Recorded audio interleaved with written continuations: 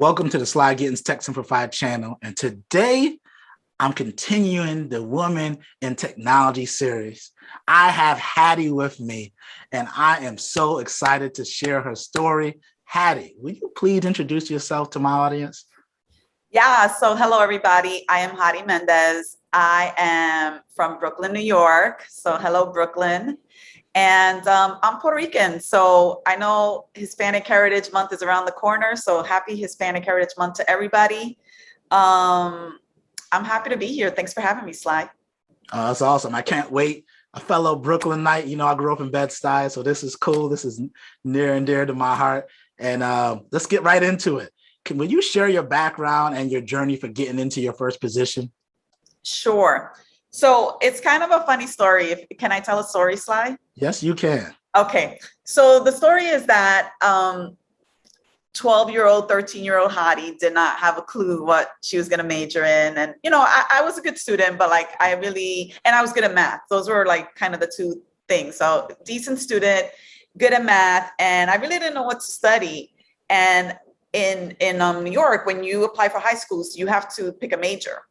And long story short is my mother, who didn't know anything about technology at the time. This was like 1983, 84. So think about that time. And just to give you a sense of what technology was like back in 1983 and 84, I looked it up, and what was like all the rage was the IBM PC, the Commodore 64, and the TRS-80. And then the software that was in style was Lotus 1-2-3. So that's a long time ago. And in that year, my mother said, I declare you to be a CIS major. I think that's going to be good for your career. You're going to make money. There's always going to be jobs. And so that's what I did. So I just, kind of I went to high school and I majored in computer science. I did some pretty unusual technology. So for your viewers, I don't know if they'll even know what this is, but I used to, when I was in high school, I used punch cards, and using a program called RPG. So it's like some program generator. I think that's what it stands for. So I used punch cards. I did COBOL, and I did some like really other old school stuff. And then eventually I made my way to Manhattan College, which is, where I went to school from my undergrad. I majored in computer information systems. I did really well. I won the medal for my major. And I knew that then in the tender age of 21, that I wanted to use tech to transform business. That's what computer information systems was, that's what the major was about. And all these years later, I'm not 100, but I'm pretty close to it. And all these years later, I'm still doing that. I'm still using technology to transform business. So I feel like that's pretty incredible. Like that my mother knew to send me this way. And that when I was 21, I knew yes, I just want to use technology just to make things better and easier for business people. So my first job was at Anderson Consulting. It's now called Accenture. So it's gone through a name change. Probably one of the best places to work at that time. I learned from so many amazing colleagues, like the best of the best was at Anderson Consulting. And so that's kind of how I got started in tech. That's an awesome story, and shout out to your mom for being so visionary, right? I think so. Go ahead. Yeah. No, I was just gonna say I agree that I don't know how my mother knew that, and she's not someone who like went to college or very humble. She did graduate from high school, but she didn't.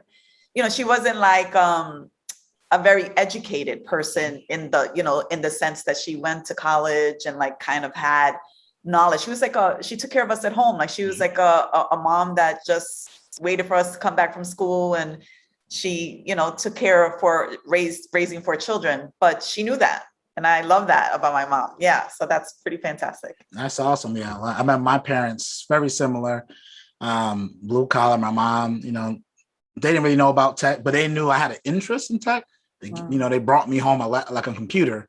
And they just let me, do my thing. They knew I was pretty good at using it. I don't think they knew what I was doing, but they knew I was having fun. They saw me reading books about it, and they kept fueling the passion, right? Yeah. They kept giving me things. So it's great when that generation, the previous generation, helps you forward and not even know that they just transform your life and all the other ladies that you probably impacted on the way to get here. So that's pretty phenomenal. Yeah. So this goes into the next question. You talked about your educational path. What drives you? What sets your soul on fire? When you get up in the morning, what really invigorates you to get the day started? So those are two different questions. I'll answer the first one first because it's very easy, and then I'll talk about like kind of what gets me going. So I mentioned I have a Bachelor of Science in Computer Information Systems. I continued my education and I ended up getting a graduate certificate in e-commerce. So that was my next like kind of like official training. And then after that, I got a graduate certificate in e-business development.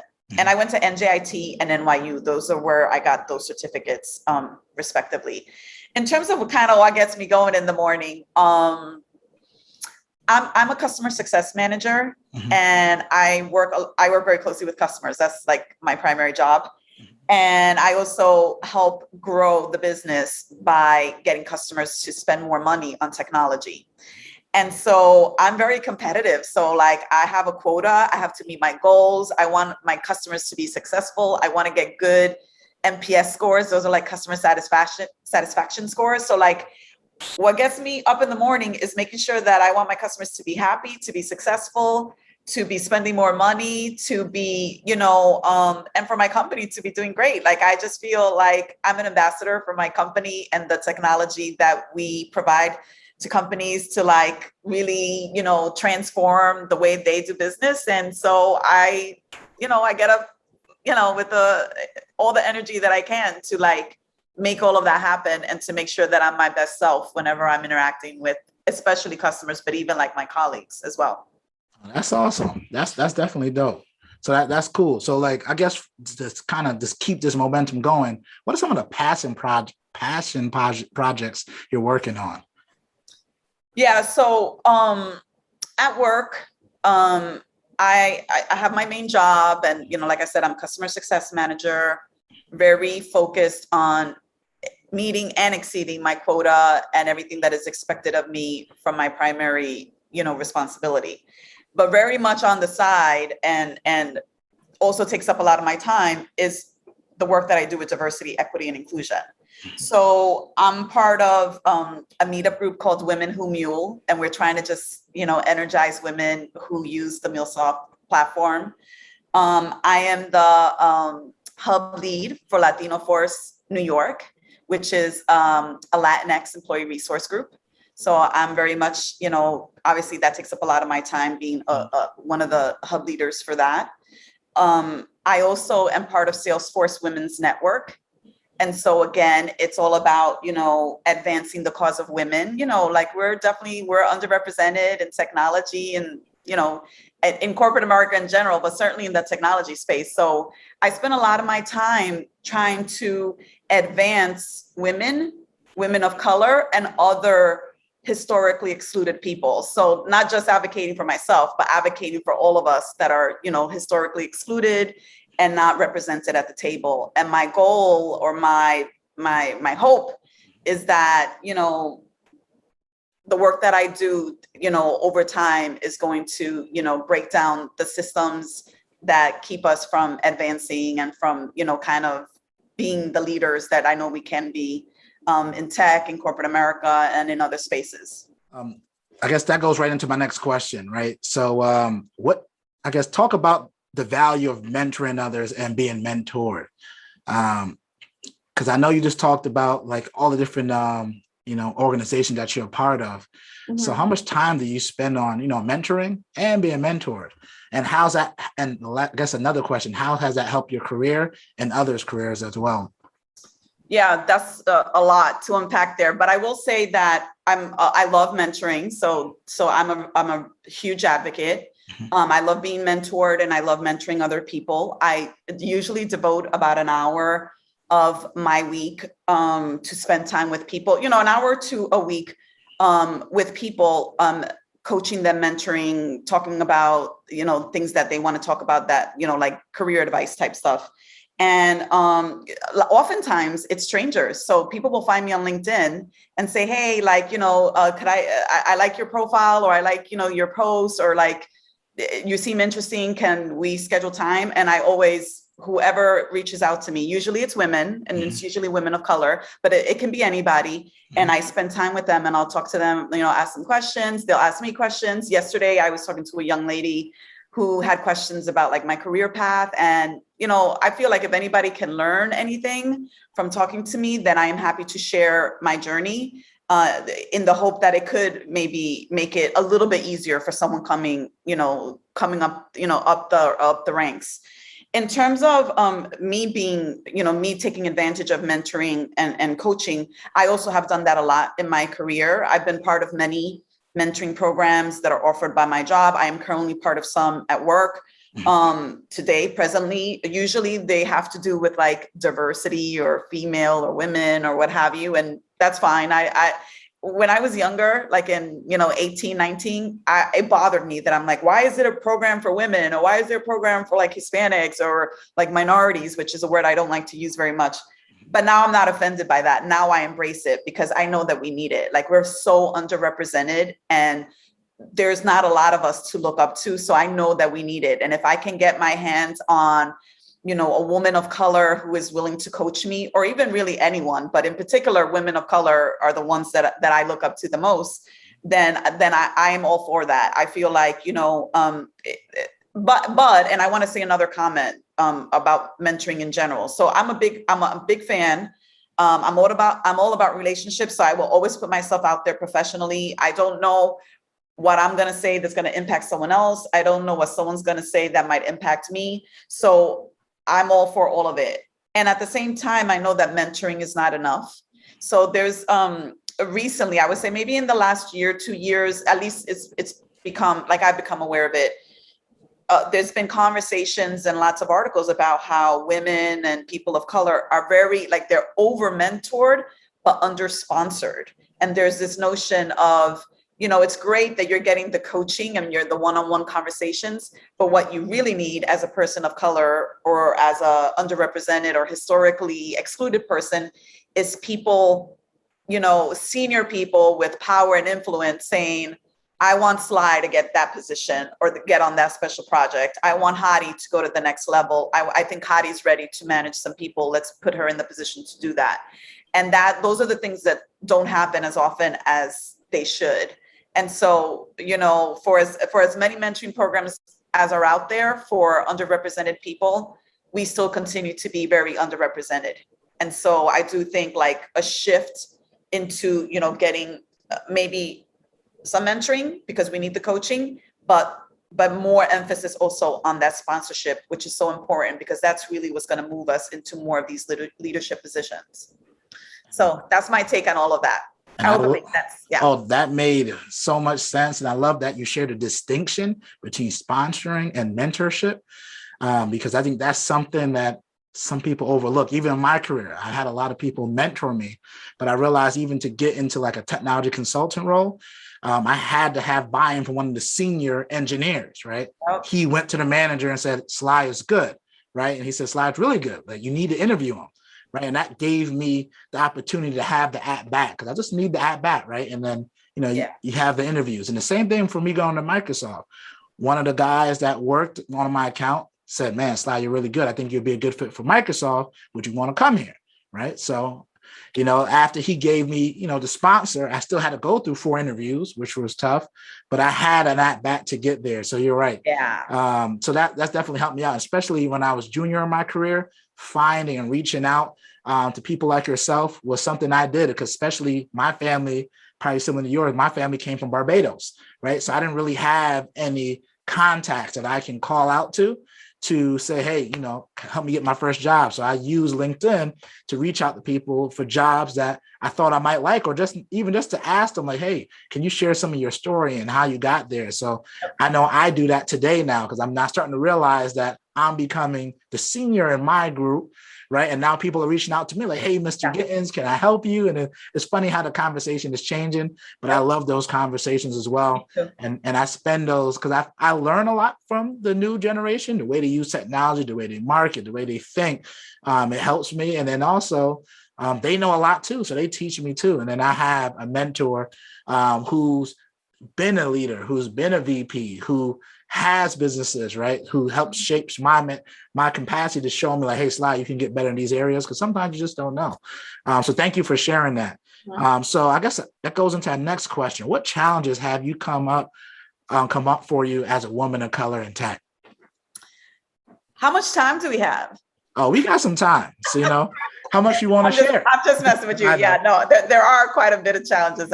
So I just wanted to start off saying, the list is long. Yep. So I would say I would start off with, and maybe you've kind of had this experience too, Sly, but it's this notion of being the only. So like you enter a space, whether it's a physical space or a conference call, and like I'm the only Latina. 99.9% of the time, I'm the only woman too. I've observed that on calls that I'm on, and I'm like, wow, like I gotta be like come correct, be fully prepared, and assert myself, because like I said, 9 times out of 10, I'm going to be the only woman. And then for sure, I'm going to be the only Latinx person in that room. And I need to really work very hard to command the room and establish myself and give myself credibility that I belong there too. I'm not here just to take notes. I'm not here to just, schedule the follow-up meeting. I'm here to contribute and to add value to the discussion.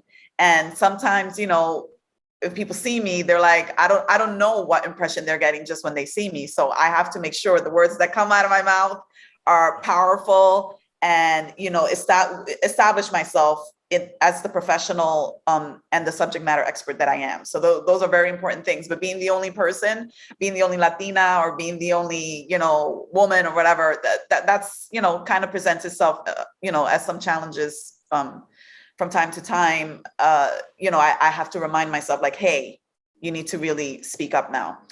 And then, so that's one.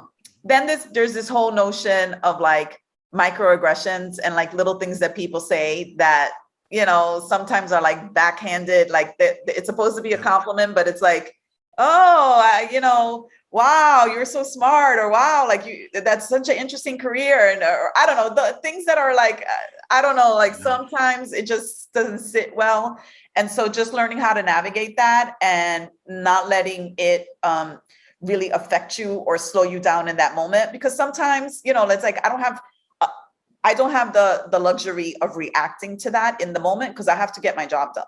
Yeah. So I'll deal with that later, and maybe deal with the person later too. That's also a possibility. But in the moment, I need to stay focused on the task at hand. So that's sometimes is a challenge that I think is unique for, maybe women of color, maybe people of color in general. It's just like, there's a time and a place. I'm going to deal with that later. Now I'm going to stay focused on the task at hand. I've also had to deal with other people getting promoted and getting recognized while I have not had those same opportunities.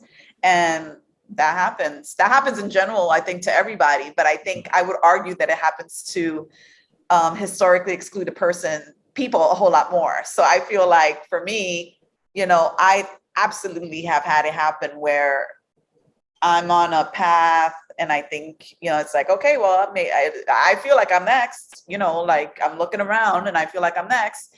And then someone swoops, kind of around me and like comes from behind, and it's like, no, I'm going to, and they get promoted. And I'm like, wait a second, you came after me, like you had less time to prove yourself, and somehow you still managed to get promoted before me. So that's, I think, is a little bit of a challenge that also we need to not take our eye off the prize. So it's like, I can't get mad every time someone else gets promoted. I notice it. I recognize it. It's not like I don't see it happening.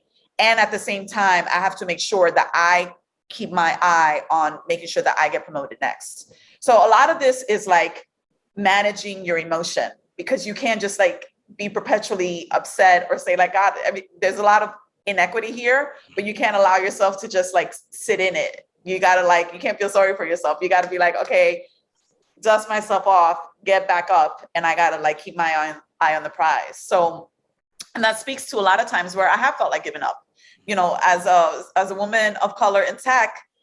There's a lot of times where, some people are not nice, or some people, situations are very unfair. And I feel like there have been times where I have felt like giving up, but at the same time, I kind of do a little bit of a pep talk. And I'm like, no, your time is going to come. You have put in a lot of work. There are people who recognize it. You're having an impact. You're meeting your numbers. You know, in the case of, like, let's say the job I'm in now, you're doing a good job with your customers. People are going to recognize it. You're adding value, and your promotion or, you know, the next wonderful opportunity is just around the corner. Like, don't give up now. Yeah. So it's a lot of that self-talk where it's like, no, you cannot give up. You're not only representing yourself right now, you are representing the Latinas that are going to come behind you. So you better, like, put your, you know, your, I don't know, like your big girl pants on and get back in there. Yeah. Yeah. And that is a lot of what motivates me, because I know it's not just for me that I'm opening the door for myself, but my hope is that it stays open. It remains open for the people that are coming behind me. So I don't mind doing that. But it also reminds me of how important it is that I don't give up, and that I don't just kind of say, oh, well, whatever. It's like, no, I have to keep, you know, pursuing excellence and the things that I want, because then more people are going to come behind me. Yeah. And first of all, I want to say thank you for not giving up, and thank you for being vulnerable and sharing that, because that definitely hits close to my heart, because I have many times when I felt like, man, why am I still doing this? Right. You know, why not further along? Right. And, you know, those thoughts definitely came to my mind. Should I keep going? And I tell myself, you know, I got to keep going. First, I got to take care of my family, my grandpa, my grandma. They sacrificed a lot for me and my parents to get here. Right. So I have to keep going. And then for my daughter and, you know, my son to be, and the other kids that look like me, they need to see it, right? They need to have these outlets to be able to see that you can make it, right? Mm-hmm. And it took me a lot of time. Like, I even had, you know, I got a journal where I vent in there every day, right? And that's not bad things, just life, right? It helps me deal with it helps me cope sometimes, right? You know, I got, you know, friends, I call them my board of directors, right? You know, that talk to me, right? So we can have these discussions, right? Because I have calls where they're like, Sly, dang, I didn't realize you were so smart. I'm like, well, why you seem like this is a surprise, right? Like, you talk really well. I'm like, what do you mean? How am I supposed to talk? You know, this is the standard. This isn't an accomplishment. Don't put your limited goals on me, right? And I always tell myself, my grandma told me one thing when I was like 9. Don't let people put their limitations on you, and they don't have the power to change your emotion. Only you do. So every time that happens, that comes in my head, I calm down, take a deep breath, and say, let's keep it moving, because it's not worth it. That's why I started like this Women in Tech series, my channel. I buy houses, right? I do these things, not for me, is to show that I can do it, but also the next generation that they can do it, right? And then these opportunities are there for all of us if we, you know, grab it. And, you know, being a little bit more prepared, because I'm on the calls and I'm usually the only African-American, right? There's other males there, but it's usually the only African-American there. So I got to be a little bit different. And then if they're not from, I like to say, the trenches like I was from, right? I was from, you know, deep in Bed-Stuy, right? You know, we had enough, right? We didn't have everything, but we had enough. And my parents did a great job. So like, I'm usually not in, you know, people can't relate to how I grew up, and that's okay.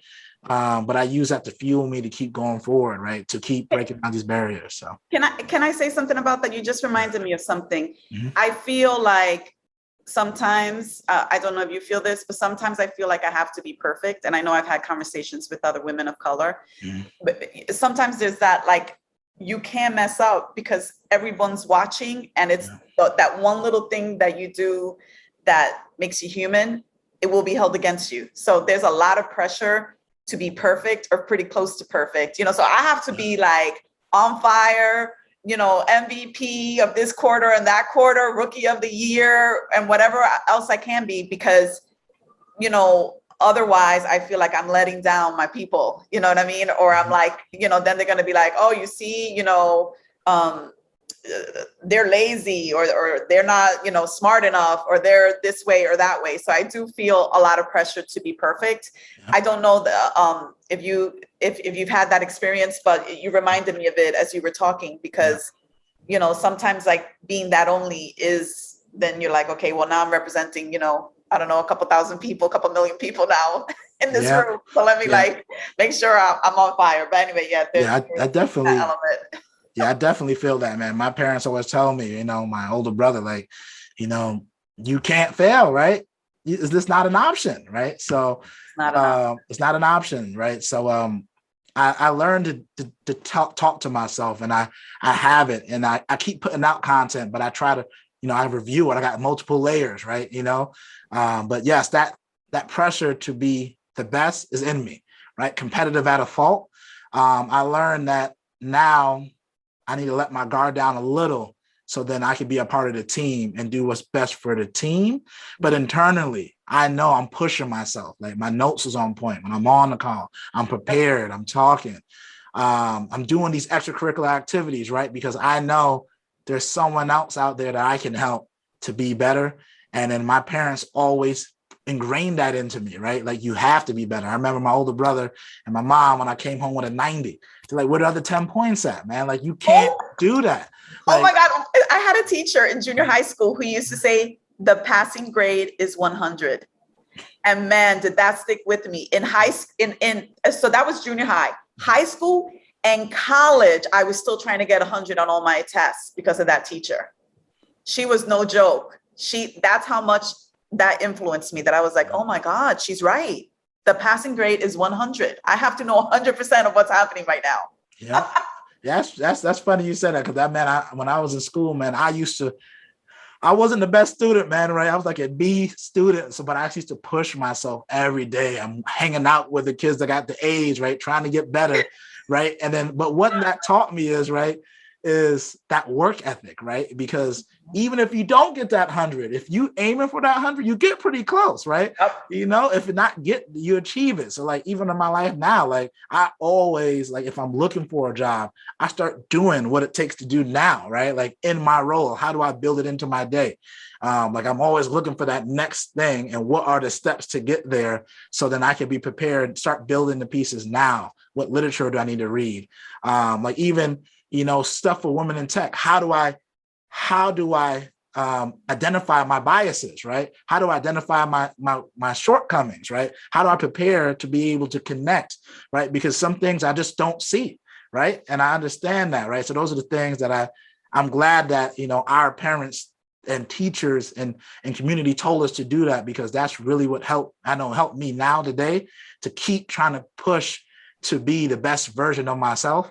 And I know it's a lot of work to do. And the fun thing about it is now I get to share that with my daughter, right? Is how can she be the best version of herself, right? Yeah. And I want to show her what's out there, but I want her to take control and know that it's up to her, and that she has the power to do what she wants. And that's what even fueled me to start this, right? So yeah, that's cool, man. Like sometimes it's a burden, right? When you keep trying to just do a little bit more. Like I even saw it when I was at, I would come home and read, like we had something when I started off in tech support it was for HP. It's called Quick Specs. It was like their manuals. I had to go home and read it. So when I came onto the tech support calls, I knew where everything was. Is I would highlight it. So when we got on a call, I dropped my call time down, and then they put me on like 11 lines. So I like, all right, well, if I'm on 11 different lines, like from VMware to backup to cloud, I need to have this in order, right? So I went home for a weekend, made my OneNote perfect with everything where I need to get it from, where I need to go, where's the links.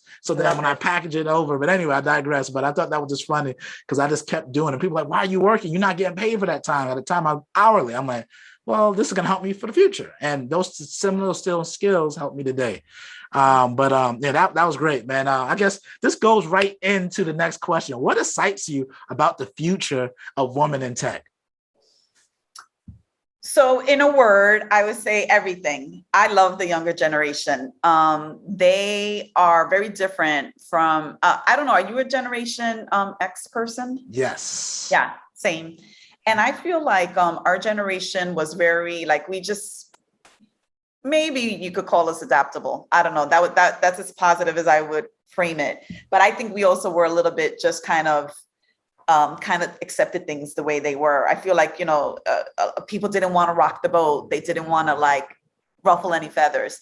And I feel like this generation and the one behind it, they're not having it. They are using their words and their actions to drive impact. They're creating the world that they want. They are not accepting the world that's being handed over to them. And I love that about the new generation. And I feel like, you know, the women that are coming behind me have just a lot of good energy. They have, you know, like dreams, aspirations, and they're advocating on their own behalf at very early ages. I will tell you a short little story. I have a mentee who had a job at Google this summer, and her classmates, she's in college, some of her classmates were working at other companies, other big companies that were getting like really nice, like relocation stipends for the summer. And she wasn't getting one. And they decided, the people that were going to be, interning at that company decided, you know what, we're going to like put a letter together. We're going to like do a little petition. Everyone's going to sign it. And we're going to say, hey, like everyone else is getting this. We are proposing that we get the same, like they not only identify the issue, they also propose like a solution to it. And they ended up like getting it. And I was like, that's so different than like I feel like our generation was like, oh, well, we didn't get it. Too bad, so sad. Like there was nobody to complain to. No one wanted to hear it. And like off we went. And I feel like this new generation is like, they're like, like things need to be fair. Things need to be equitable. We want diversity. We value diversity. We expect more from companies. We don't want we're not going to be in the office all the time, but we're going to be productive. And everybody has like a side hustle. They got like 10 different things they're doing on the side. And I just feel like it's very inspiring. So I really like being around young people. And like you said, I think you mentioned it earlier, like learning from them. I feel like I have something to learn from the young people. And maybe it keeps me a little young too, to just be like, oh, like that energy and their, their enthusiasm and their approach to the world and how they, approach not only work, but their personal time and their personal projects. I like it. And I like want to, get some of that good stuff from them because I think they're doing it really well. They're approaching it well. And I think they also are very focused on mental health. Yeah. And I feel like that is also really good because they are keeping the important things top of mind. So yeah, I like the young people. And that's cool. But I also think it's the exposure, like that's everywhere. Side hustle, being an entrepreneur is cool. The access to information is so much easier. You know how much work you would have to do to figure that out back in the beginning? I still remember going and getting an encyclopedia to start learning in my library. Oh, yes, right? You got that right. I remember that too. Our encyclopedia was in the basement. Every time I had a project, I had to go down to the basement, pick the right letter. I had to find the letter because the encyclopedias were a little bit everywhere, and find the right page. And and then of course, there was nothing to type, so you had to handwrite anything that you learned from the encyclopedia. So. Yeah, it's very different. Yeah, you can I can now automatically hashtag anything I want to if it's women in tech, it automatically goes to my Google Drive. It organizes it for me. Everything is easy. It's way easier to get information. For me to create this interview series, not how hard it would have been. I would have to fly to New York, shoot it, then hopefully that I can get a hold of you, and then. If anything went wrong, I had to come back to New York to do it over. It's so much easier. Isn't that crazy? That's wild. Technology has really made us, it made it easier to have these conversations, and it made it normal to have these conversations. Because I remember, Gen Y, I had to double check it for a second because I'm 1988. Because even for me, my older brother is 13 years older than me, right? And he sees the world a little bit different than I do. I'm so used to, having multiple side gigs. I'm good with the computer. I can teach myself everything on the fly. He still does it, but we do it in a completely different way. But then I realize now when I look at my nieces and nephews who are 9 and 11, they on Zoom calls playing video games. Isn't that crazy? I'm fascinated by it all, but happy for them. Yeah, it's cool. It's really cool, man. Even looking at the video games, man. I had Sega Genesis, and I thought that was the best thing ever. Now I had Atari. Yeah. With the joystick, and my goodness. Oh, yeah, that was joint. I remember having Atari and I remember having Super Nintendo. I thought I was living in the best days of my life. They were fun. I'm saying Now, that's right. now you don't even need a console. Like everything's in the cloud. I can just play it on my phone. I'm like, this is insane. Yeah. But I do get a lot of energy watching that. Even I see one of my best friend's little brother, and this guy's buying houses in different states. Like I just got a house, houses in where I'm at. He's like, nah, you gotta go to Miami, gotta rent out the house, then I'm gonna Airbnb it. Oh, there's an app that you can get cleaners to come there for you. You don't need to be there.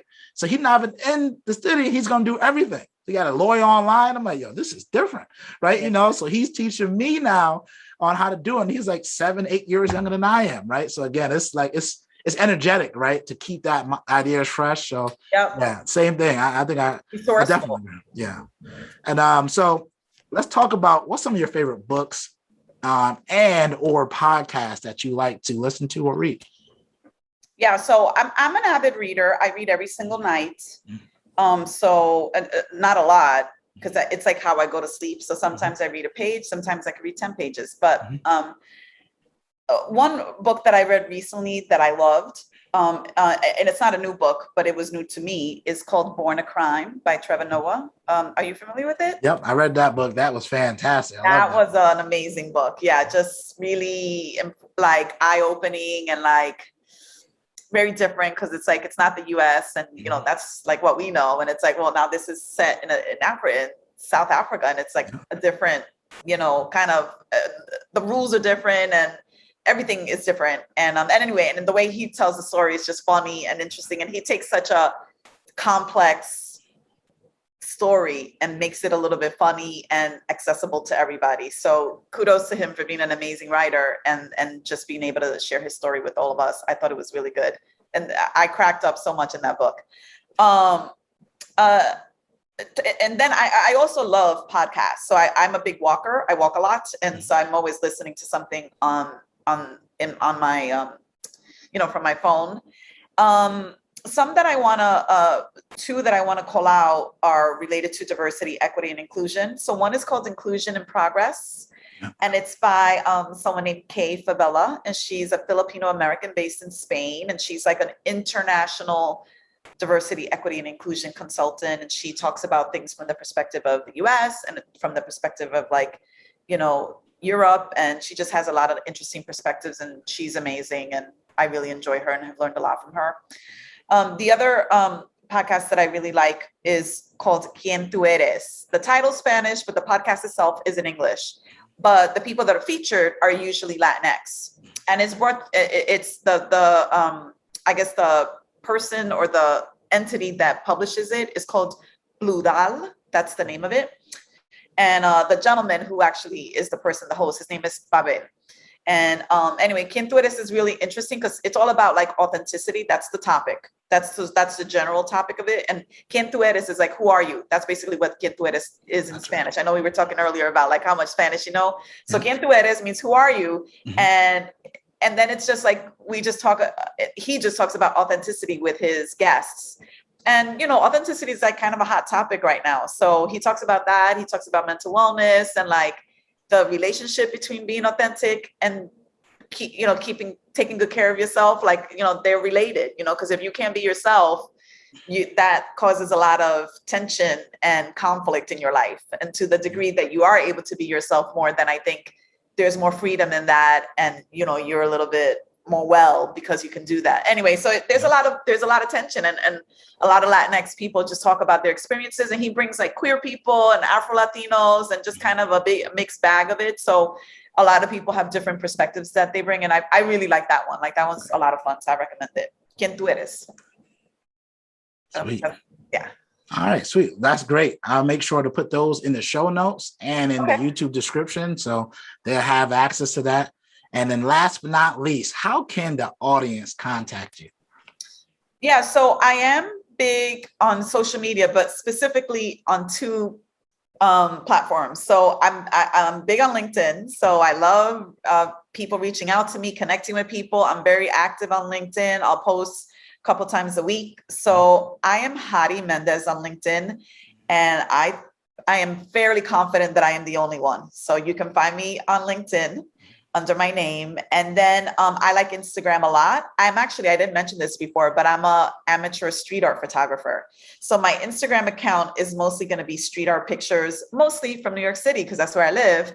But it's Hady on the web. So that's my handle on Instagram, and anybody can follow me, especially if you like street art, because I'm going to be sharing pictures all the time. That's my thing. And I post like several times a day if I can. So that's, I'm pretty active there. Awesome. Well, man, this has been a fantastic conversation, Hady. Man, and this might be number one. This might be the number one conversation I had on here, man. But I appreciate that. It was great. I feel like we really connected. I know the audience is going to learn a lot from that. The Brooklyn blood. You know that already. You know how we do. So Sly Gittens and Hady are out. Peace. Peace.